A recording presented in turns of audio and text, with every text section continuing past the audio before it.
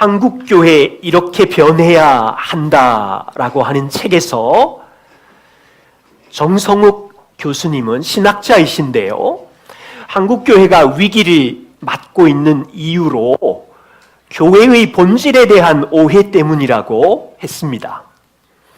한국교회가 교회 본질에 대하여 무엇을 오해하고 있는지 이 교수님이 말하기를 4가지로 말씀하셨는데, 하나는 교회를 건물이라고 생각하는 오해가 있다.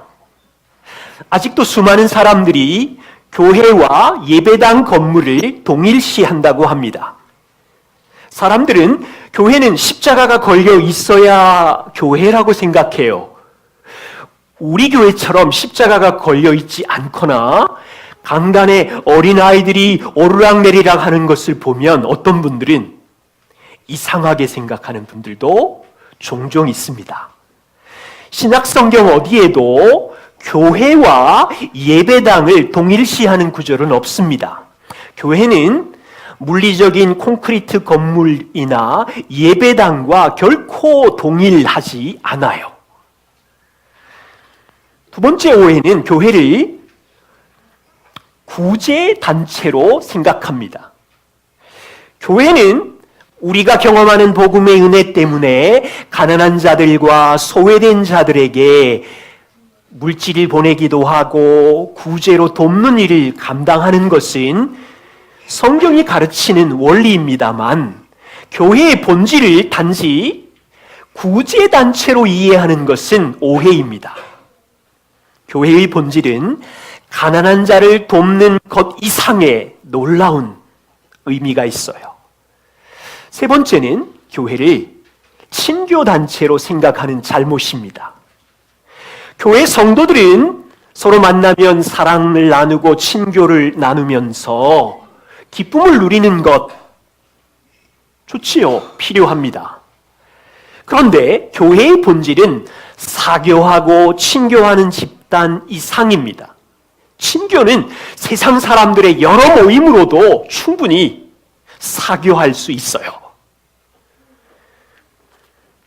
또 하나는 교회를 사업체처럼 이익단체로 생각하는 것도 잘못입니다. 특별히 세상 사람들은 기독교를 볼 때 교회는 이익을 추구하는 하나의 종교 사업체로 인식하고 있는 아주 고통스러운 현실을 살고 있습니다. 왜 그럴까요? 세상 사람들이 교회를 이렇게 오해하는 것은 교회가 물질주의에 심각한 영향을 받은 일이기 때문에 우리는 회개해야 합니다. 정신을 차리고 깨어 있어야 합니다. 그렇다면 교회의 본질은 무엇이지요? 교회는 사람이지요. 그런데요, 단순한 사람이 아니에요. 그냥 사람들이 모여 있어서 교회가 되는 것이 아니고 예수 그리스도를 그리스도와 주로 구원자로 고백한 사람들, 예수 그리스도의 십자가의 피로 제사함을 받고 새 생명을 얻은 거듭난 사람들이 모인 것이 교회입니다. 그런데 거기까지만 생각하시면 하나를 놓치신 거예요. 또 정확하게 말하면 교회는 단지 그리스도와 하나님을 바르게 고백한 사람들의 모임 정도라면, 보세요, 우리 안에 하나님이 계셔요. 그러면 우리 안에 계신 그 하나님, 당신 안에 계신 그 하나님과 함께 성령의 임재 안에서 서로 인격적으로 친밀한 교제 공동체를 이룰 때 교회가 세워졌다고 말할 수 있는 거예요. 중요한 핵심은 단지 신앙을 고백하는 사람들이 그냥 모였어 라고 하는 것에 멈추면 또 우리는 중요한 부분을 놓치게 돼요. 하나님에 대한, 그리스도에 대한 신앙 고백으로 모인 그 사람들 안에 내주하시는 성령의 임재하심이 있으면 각 사람 안에 내주하시는 성령의 교통하심으로 성도는 영적이고 유기적인 친밀한 교제와 사랑을 나누는 공동체입니다. 그래서 우리는 주님 앞에 설 때까지 동일한 복음에 대한 신앙 고백을 할 뿐 아니라 우리 안에 내주하시는 성령의 교통하신 말에서 사랑과 용서와 친밀한 공동체를 이룰 때, 보세요. 교회는 두 가지를 세상에 말할 수 있어요. 우리가 고백하는 그리스도와 하나님이 누구인지 세상에 말할 수 있고, 우리 안에 거하시는 하나님과 그리스도로 인하여 우리가 어떠한 풍성한 삶을 살고 있는지 은혜로 세상에 말할 수 있는 거예요. 세상에 어떻게 하나님이 거하시는 공동체를 보여줄 수 있겠어요? 입으로만 고백하는 게 아니에요. 그래서 우리는요, 4주간 동안 복음으로 세워지는 공동체를 주제로 말씀을 나눌 텐데, 오늘은 첫 번째, 교회가 공동체로 존재하는 이유입니다. 그래서 먼저는 하나님이 아버지와 아들과 성령의 공동체로 계셨고, 영원 전부터 그분이 그분의 형상대로 사람을 지으셨고 당신의 백성 교회 공동체를 지었기에 교회는 존재론적으로 공동체입니다. 그리고 두 번째는 신약 첫 번째 교회 공동체 안에서 있었던 공동체됨의 이 교제의 의미가 무엇인지를 살펴보려고 합니다. 먼저 첫 번째는요, 삼위 하나님이 영원전부터 공동체로 존재하시기에 교회도 공동체입니다. 그 공동체이신 하나님께서 자신의 형상을 따라 남자와 여자를 만드셨어요. 다시 말하면 사람의 창조된 존재 자체가 공동체이신 하나님의 형상을 닮았기에 살아가는 동안 사람은 교제가 필요하고 공동체가 필요합니다. 하나님은 사람을 공동체적인 존재로 창조하셨습니다.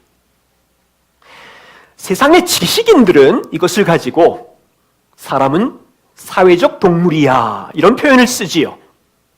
인생을 봐도 모든 사람은 평생 이 관계 안에서 살아가요.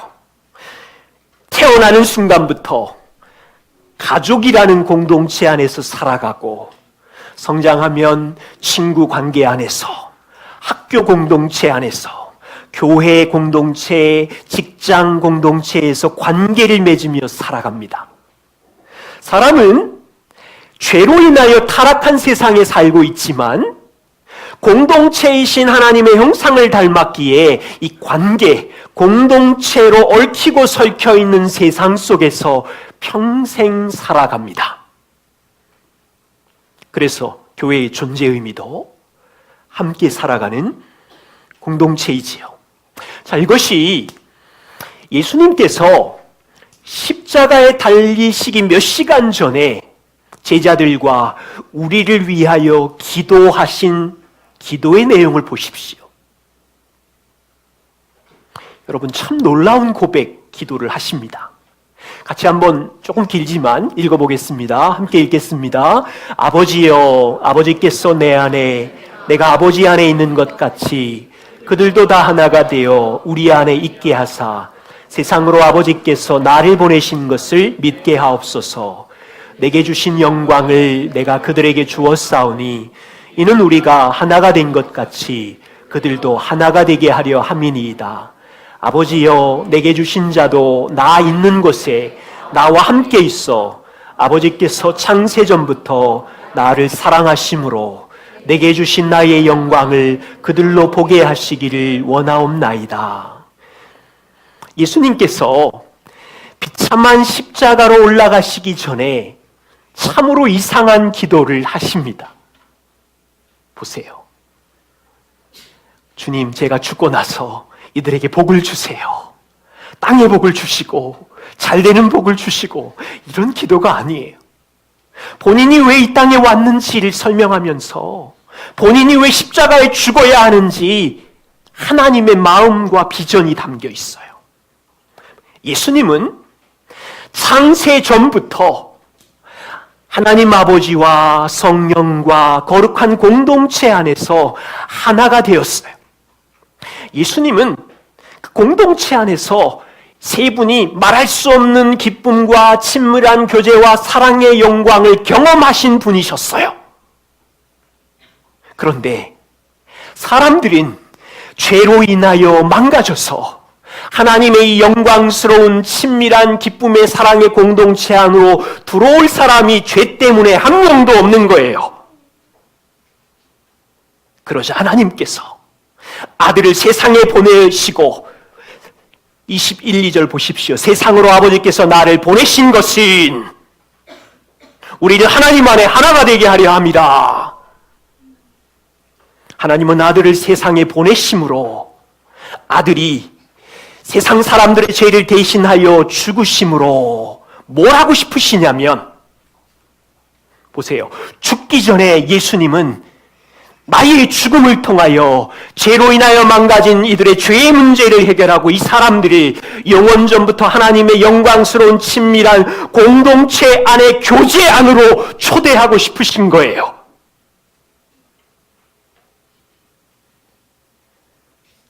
그리고 기도하시기를, 하나님, 이제 제가 이들의 죄를 대신하여 죽습니다. 구하오니 창세전부터 제가 아버지와 함께 누렸던 그 영광을 이들도 보게 해 주십시오. 이들도 나와 함께 있어서 내가 아버지와 함께 누렸던 영원한 공동체 안에 누렸던 영광의 기쁨을 함께 누릴 수 있게 해 주십시오. 그래서 제가 죽습니다. 예수님은 십자가에 죽으러 올라가실 때, 주님, 남겨진 저들에게 땅의 치유의 복을 주십시오. 건강의 복을 주십시오. 이런 기도 그 정도가 아니라니까요. 땅의 그 어떤 복과도 비교할 수 없는 영원한 하나님 아버지의 영광 안의 교제 안으로 이들을 초대하시려고. 예수님은 죽기 전에 새로운 공동체를 위하여 기도하셨고, 영원한 공동체 안에 우리를 초대하시려고 죽으러 십자가에 올라가시는 거예요. 지금 어마어마한 이야기를 하고 있습니다. 어쩌면 어떤 분은 정신 나간 소리를 한다고 저를 조롱하실 수 있지만 이것이 성경의 진리이고 그리스도가 십자가에 올라가신 하나님의 마음입니다. 사람들 이렇게 얘기해요. 우리는 교회를 세우고 있습니다. 무슨 뜻입니까? 우리는 교회를 세웁니다.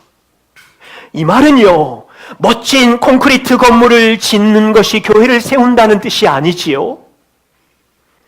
교회가 많은 프로그램으로 가득 차 있고 서로 만나면 사교가 넘치고 친교하고 있고 1년에 재정이 막 늘어나고 가난한 자의 억압받는 자를 구제하면 교회가 성공적으로 세워진 것입니까?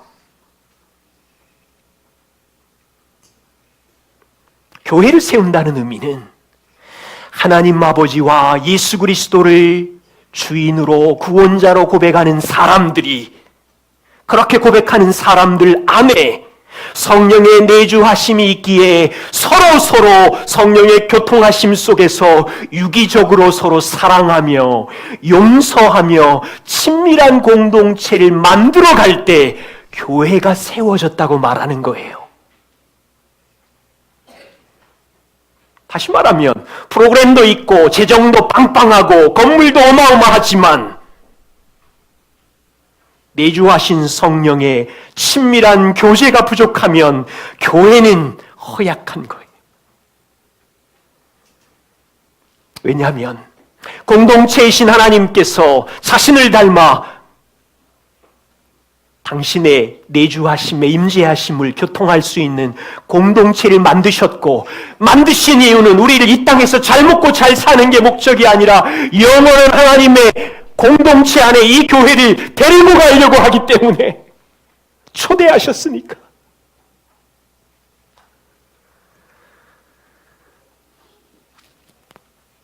그렇다면요, 공동체의 원리를 우리는 어디서 배울 수 있을까요? 첫 번째, 교회 공동체, 초대교회를 살펴보십시다. 사도행전 2장 42절에 보면 저희가 사도의 가르침을 받아 서로 교제하며, 이 교제가 바로 코이노니아인데요, 교제하며 떡을 떼며 기도하기를 전혀 힘쓰니라. 초대교회는 사도들의 가르침, 말씀을 받는 일에 힘쓰는 교회였어요. 말씀을 받는 일에 힘쓰는 교회. 두 번째, 초대교회는 주신 말씀을 가지고 하나님 앞에 기도하기를 힘쓰는 교회. 그리고 세 번째, 초대교회는 서로 교제하기를 힘쓰는 교회였어요. 초대교회는 말씀을 중요하게 여겼으며 기도를 중요하게 여겼을 뿐 아니라 서로 사랑하며 교제하는 일을 중요하게 여겼어요. 많은 교회들이 교제에 관심이 있습니다. 그렇지만 정말 성경에서 말하는 교제와 같은지 살펴야 합니다. 단지 서로 만나서 커피 마시고 대화하고 그 대화의 내용 중에 우리가 좋아하는 영화 이야기, 스포츠 이야기, 자녀 양육 이야기, 사업 이야기로만 끝난다면 성경적인 교제일까요? 우리가 공통으로 흥미있어하는 독서 모임, 스포츠 모임, 그걸로 끝이 나면 성경적인 교제를 이해하지 못하는 거죠. 사도행전 2장 42절에 여기 교제 코이노니아는 세 가지 뜻이 있다고 합니다. 헬라어로 코이노니아는 하나는 참여라는 뜻이 있어요. 하나님의 은혜, 하나님의 생명에 참여한다. 두 번째는 하나님이 주신 은혜의 삶을 서로에게 나누는 이 교제라는 뜻이 있고, 세 번째는 하나님이 주신 물질의 은사, 소유를 서로에게 나눈다라는 세 가지 뜻이 있습니다. 이 세 가지를 주님의 은혜교회가 우리의 삶에서 다양한 방법으로 우리가 하고 있을 때 우리는 성경적 교제를 하고 있다고 말할 수 있습니다. 하나씩 보지요. 고린도전서 1장 9절입니다. 너희를 불러 그의 아들 예수 그리스도 우리 주로 더불어 교제케 하시는 하나님은 미쁘시도다. 성경적인 진정한 교제는 우리가 하나님의 교제 안에 함께 참여하고 있다는 것입니다. 저와 우리는 예수님을 믿음으로 하나님의 가족으로 불러냄을 받았지요. 이 뜻은 일생 동안 머리이신 예수와 더불어 생명의 교제를 나누는 특권을 얻었다는 말입니다. 초대교회 성도들은요, 사교적인 모임, 취미활동, 독서 모임에 초대된 것이 아니에요. 초대교회 교인들은, 주님의 은혜교회 성도들인 하나님의 아들이신 예수 그리스도와의 놀라운 교제에 초대되었어요.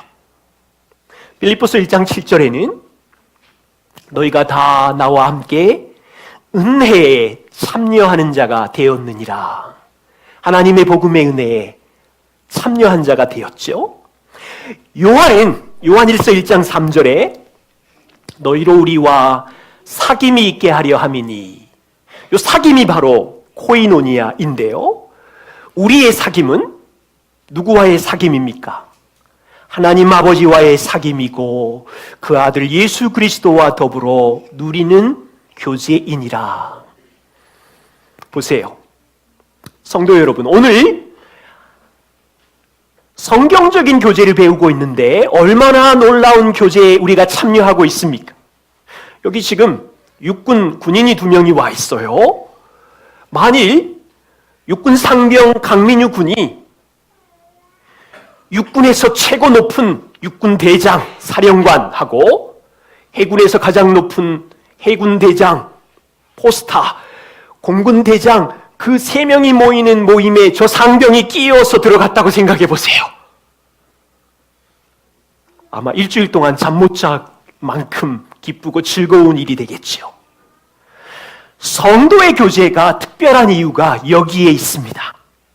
우리는 하늘의 아버지 되신 하나님 안에 교제하는 것이고, 구원자이시고 주인이신 예수님 안에, 우리 안에 내주하시는 성령님의 공동체적 교제 안에 성도들은 함께 참여하고 있는 거예요. 여기서 한 가지 조심할 것이 있는데, 많은 사람들이 교제를 생각할 때 주관적인 경험 때문에 하나님의 교제가 끊어졌다고 생각하는 느낌을 자주 가져요. 일반적으로 우리가 교제라고 하면 인간적인 따뜻함, 또 온유함 같은 이런 주관적인 느낌이 있을 때 교제라고 말하는데, 사실은요, 교제는 객관적인 사실을 근거로 교제가 가능한 거예요. 무슨 말입니까? 쉬운 말로 풀어서 볼게요. 저하고 길미란이라고 하는 저 여자분하고 결혼했지요. 부부관계가 되었어요. 올해가 결혼 25주년인데 우리의 부부관계가 항상 교제가 좋을까요? 나쁠까요? 항상 좋지 않지요. 나쁜 날도 있지요. 여기서 항상 좋다, 나쁘다는 주관적인 경험으로 이야기하는 거지요. 중요한 것은 부부관계 안에 좋은 날을 경험하든 싸우든 욕하든 갈등이 있든 행복하든 망가진 날을 경험할지라도 부부라는 관계는 누구도 분리시킬 수 없는 객관적인 사실을 근거로 교제가 일어나는 거예요. 그처럼 저와 우리가 지난주 동안 하나님께 죄를 짓고 엉망으로 망가진 나쁜 날을 보내고 감정적으로 요동치는 망가진 날을 살았을 때 밀려오는 마음은 나와 하나님과의 교제가 끊어진 것 같은 주관적인 감정이 밀려오지만, 우리의 교제는 하나님과 나와 끊어질 수 없는, 우리는 그리스도 안에 있다고 하는 객관적인 사실에 근거해서 교제가 일어난다는 거예요. 그래서요, 아무리 망가진 최악의 날을 보내었을지라도 나는 그리스도의 복음으로 주님과 한 몸이 되었으며 그리스도와 연합된 자이기에, 자녀이기에 교제가 가능하다는 이 객관적인 사실을 근거로 은혜의 보좌에 나아가야 한다고요.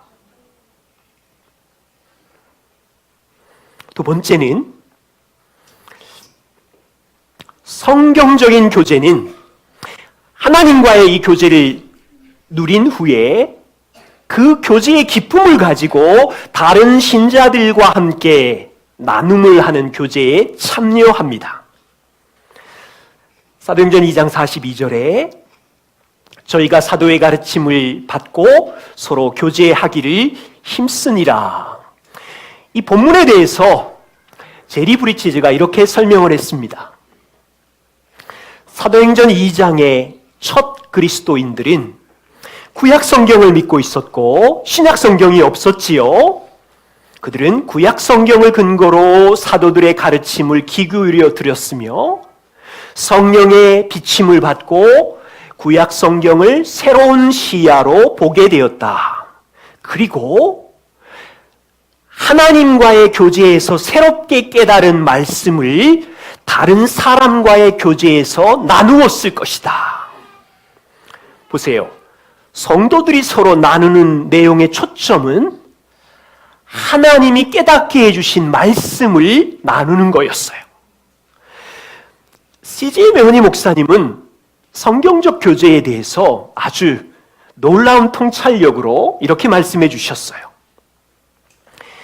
다른 사람들과의 교제는 하나님의 말씀의 진리에 뿌리를 두고, 어디에 뿌리를 둬요? 말씀에 뿌리를 두고, 그리고 정직하고 솔직한 관계에서부터 출발한다. 어떻게 우리가 다른 사람들과 교제하겠는가? 그것은 우리가 하나님의 말씀을 이해하고 적용한 솔직한 삶을 나누는 것이다. 그러므로 교제는 하나의 원천이 있고 두 가지의 채널을 가지고 있는데, 하나의 원천은 하나님이시고 두 개의 채널은 성경의 진리를 이해하는 것이고, 다른 채널은 우리의 마음에 직접 일하시는 성령님과 다른 사람들을 통해 일하시는 성령님이시다. 그래서 성도의 교제는 단지 사람들끼리의 만남을 뛰어넘어 하나님과 교제한 삶을 서로와 함께 나누는 것이다. 참 명쾌하고 너무 좋습니다. 요즘 우리가 유행하는 교회 안에서의 친교를 말할 때 얼마나 다릅니까? 성도와 성도가 서로 교제합니다라고 하는 것은 단지 우리가 생각하는 대로 밥을 같이 먹고 차를 마시고 수다를 떠는 만남 정도를 뛰어넘어요. 단지 우리의 즐거움, 우리의 취미와 관심사, 부동산 이야기를 나누는 것, 물론 모일 때마다 가능하지요. 삶이니까 지난주에 아파트 당첨됐다며 얘기할 수 있지요. 그런데 거기에서만 머무르면 성경적 교제가 아니라 세상 어디에서도 할 수가 있어요. 우리는 지난 일주일 동안 삶 속에서 하나님과 유기적으로 생명을 나누는 자녀와 함께 누렸던 그 교제를, 말씀을 적용한 삶을 가지고 교제하는 거죠. 우리의 교제는 단지 한 주간 동안 어려웠던 걸 화소연하고 원망하고 마음의 근심을 막 쏟아내는 스트레스를 푸는 정도, 이건요 상담소에 가도 할 수 있어요.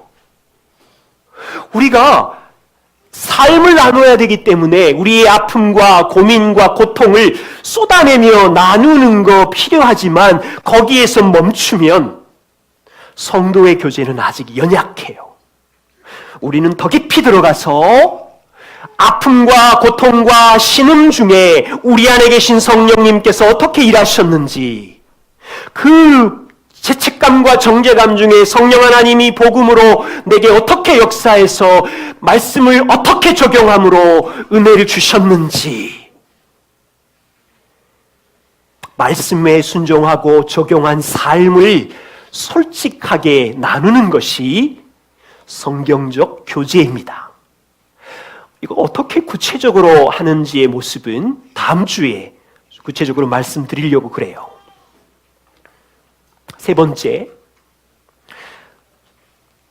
코이노니아의 세 번째 뜻은 성도와 함께 물질적인 소유를 나누는 것입니다. 초대교회 성도들의 교제는 영적인 것으로만 끝나지 않았어요. 그들은 어려운 처지에 있는 사람들과 자신의 물질적 소유를 나누었습니다. 44절, 45절에 보시면 믿는 사람이 다 함께 있어서 모든 물건을 서로 통용하고 재산과 소유를 팔아 각 사람의 필요를 따라 나누어 주며, 코이노니아의 일반적인 중요한 뜻은 다른 사람들과 물질적인 자원을 나누는 것입니다. 그래서 고린도 교회를 보시면 이방인 그리스도인들이 가난과 핍박 속에서도 예루살렘 교회의 가난한 성도들을 향하여 물질을 나누었었지요. 히브리서 13장 16절에 보면 오직 선을 행함과 서로 나눠주기를 잊지 말아라. 우리가 물질을 나누고 음식을 나누고 이 모든 것이 교제, 친교, 코이노니아라고 이야기합니다. 참 쉽지 않습니다. 물질과 소유는 우리에게도 소중한 것이기 때문에 그렇지요. 그러나 분명한 것은 우리는 단지 흥미 위주로 모인 공동체가 아니지요. 하나님의 영원한 가족 공동체로 모여 있고 이 땅을 사는 동안 그리스도의 몸이라는 이 영적 유기체 안에서 함께 살아갑니다. 그런데요, 살다 보면 어떤 이들은 땅에서 자신의 죄든지 다른 사람의 죄든지 기업이 망하기도 하고 물질적인 어려움을 겪을 시기를 보내는 성도들도 있고, 어떤 이들은 만남과 환경을 열어주셔서 풍성하고 부유한 시즌과 물질의 넉넉함을 가지고 살아가는 성도들도 있습니다. 이와 같을 때 우리들은 서로에게 연약한 중에 있는 사람들을 돕고 섬기는 이 한몸된 기쁨을 나누는 것이지요. 사실은요, 세상 사람들도 보시면 이 불쌍하고 가난한 사람들을 향해서 자선행위 나누지요. 얼마나 즐겁게 나눕니까? 자기 의로 나눌 수도 있고, 요즘은 정부가 연약한 구제금을 막 나누어주면서 나누는 일들도 있습니다만, 우리는 그리스도의 몸 안의 지체로서 자신의 소유물을 나누는 것은 이 영원한 가족 공동체로 부름을 받았기 때문입니다. 바울이 고린도전서 12장에서 이렇게 말해요. 만일 그리스도의 몸 안에 한 지체가 고통을 당하면 다른 모든 지체도 고통을 당하는 것이니, 이 영적인 공동체 안에서 한 사람이 물질적으로 고통을 당하면 다른 사람들도 함께 고통을 당하는 것이니 여러 지체가 서로 같이 돌보는 것이 유기적 공동체의 기쁨이라고 하셨어요. 예를 들어서 부모가 자녀의 필요를 채워줄 때 이것은 자선행위입니까? 아니지요. 아빠가 아들과 딸의 연약한 경제적인 어려움을 볼 때 필요를 도와주는 것은 불쌍한 사람을 돕는 자선행위가 아니지요. 자녀에게 물질을 공급하는 것은 부모와 자녀와의 관계 때문에 가능한 거고, 부모로서 자녀의 필요를 채우는 것은 책임이며 특권이기 때문에 그렇게 하는 것이요. 그렇다면 여러분, 교회 공동체가 영원한 가족 공동체라는 것에 동의하세요? 머리이신 그리스도를 중심으로 몸의 지체들이 정말로 가족이라면 자신의 소유물을 주님이 주시는 소유물의 청지기가 되어서 서로 나누는 것은 특권이며 책임이죠. 여기 사업하시는 분들이 있으신데, 사업할 때 동업하는 관계를 생각해 보세요. 동업자들은 모든 수입과 지출을 함께 나눕니다. 자산도 부채도 물론 약속이 있겠지만 함께 공유합니다. 어떤 동업도 한 사람은 모든 수입을 가지고 가고 한 사람은 모든 지출을 감당하는 그런 동업 관계는 없어요. 그들은 좋은 것이든 나쁜 것이든 함께 나누는 거죠. 우리는 세상에서 가장 하나님이 주신 소중한 물질을 다른 지체와 나눔에 있어서 잘해야 합니다. 제가 주님의 은혜 교회를 볼 때 얼마나 아름다운 공동체인지 몰라요. 다 말씀을 못 드려서 죄송하지만 은밀한 중에 소리 없이 자신의 물질을 기쁨으로 나누는 친교를 봅니다. 아무 이름 없이. 이건 세상이 배워야 하는, 우리가 누리는 은혜의 기쁨이지요.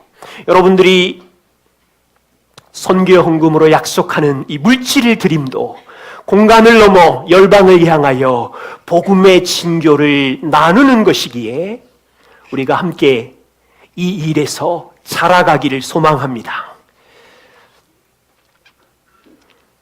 여러분, 이 그림 아시나요? 별이 빛나는 밤에. 누가 그렸어요? 네덜란드 후기 인상파 빈센트 반 고흐의 작품입니다.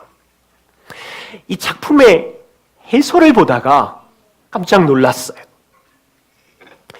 밤하늘을 표현하는 이 짙은 청색은 고흐에게는 하나님의 무한한 실제를 상징한대요. 그리고 별과 달을 표현한 저 노란색은 하나님의 신성한 사랑을 의미한대요.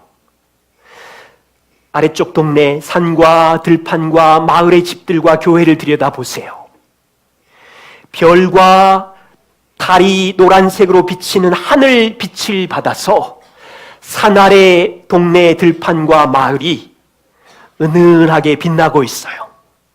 그 빛으로 인하여 집들의 창문은 노란 빛으로 밝혀져 있어요. 그런데 그 동네 중앙에 하늘 높이 뾰족하게 서 있는 교회가 있는데 이 교회의 창문만이 빛이 없어요. 까매요. 고흐는 목사의 아들로 태어났고요. 한때 교회를 섬기는 전도사였던 신앙의 소유자였어요. 이 그림을 해설한 어떤 책에 보니 고흐는 시대의 교회의 타락상에 대하여 형식적이고 제도적인 교회의 슬픈 상황을 이 그림 한 장에 담았다. 빛이 없는 교회. 오늘날 우리는 이 교회 안에 함께 서 있습니다. 우리도 깨어 있어야 합니다. 교회의 본질이 무엇이라고요? 예수님을 하나님의 아들이며 창조자며 구원자며 인생의 통치자로 고백하는 이 신앙의 고백을 하는 사람들이 모인 모임, 여기에서 멈추면 안 돼요.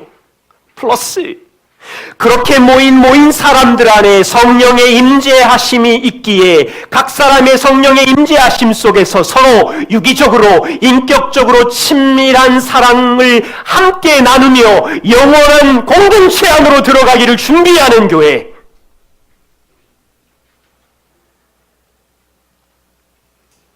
우리 안에 삼위 하나님이 계시면 그분의 영광스러운 빛이 비춰질 거고, 함께 모였을 때 각 사람 안에 비추시는 하나님의 임재하심의 빛이 비추면 이 교회 공동체 안에 얼마나 아름다운 은혜의 빛이 어두운 세상을 비출 수 있겠어요. 그런데 우리의 안타까움은 교회 공동체성을 잃어가고 있다는 거지요. 전통적인 교회는 하나님께 예배하는 개인의 책임의식은 강화시켰지만 공동체 의식은 약화시켜버렸어요. 그래서 대부분의 교인들은 예배를 드리지만 서로 잠깐 만나 형식적인 교제만 나누고, 죄송해요, 형식적인 교제라고 말했지만 실제로는 단절된 채 하나님 앞에 홀로 고독하게 살아가는 외로운 군중. 주일 예배에 참석했지만 표현을 이렇게 써서 죄송한데 구경꾼으로 관람객으로 조용히 앉아 있다가 예배가 끝나면 군중 속에 이름 없는 얼굴로 사라져버리는 교회의 아픔. 그래서 사실은 주님 앞에 나올 때는 각자가 안고 있는 아픔과 염려와 두려움을 가지고 이 하나님 임재하시는 예배 안으로 들어왔을 텐데 누구와도 나누지 못하고 참된 자신을 최대한 은폐하고 그냥 사라져버리는,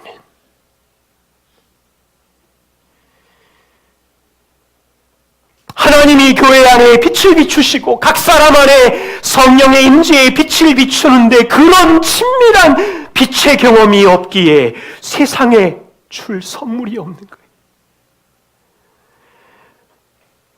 이 한 문장이지만 저는 너무 마음에 와닿아요. 신학자 레너드 스윗이 교회가 세상에 줄 수 있는 것은 그리스도의 복음과 그리스도가 임재한 공동체다. 두 개뿐이다.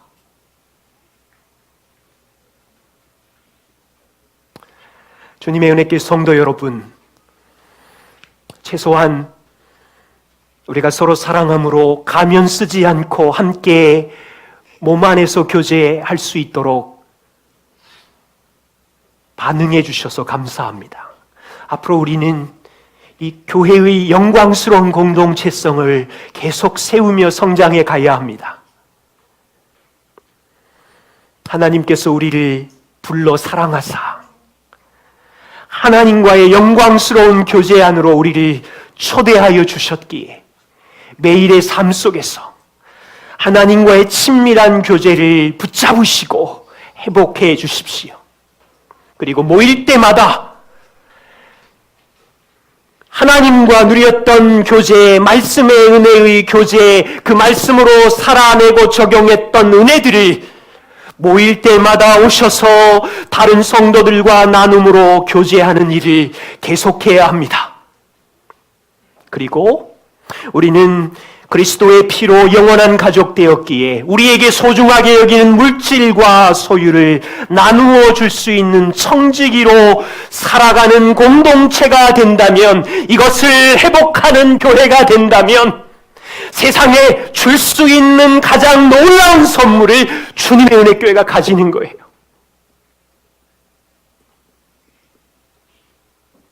우리 함께 이 일을 위해서 하나님께서 어떻게 인도하실지 그 길을 걷기를 소망합니다. 기도하겠습니다.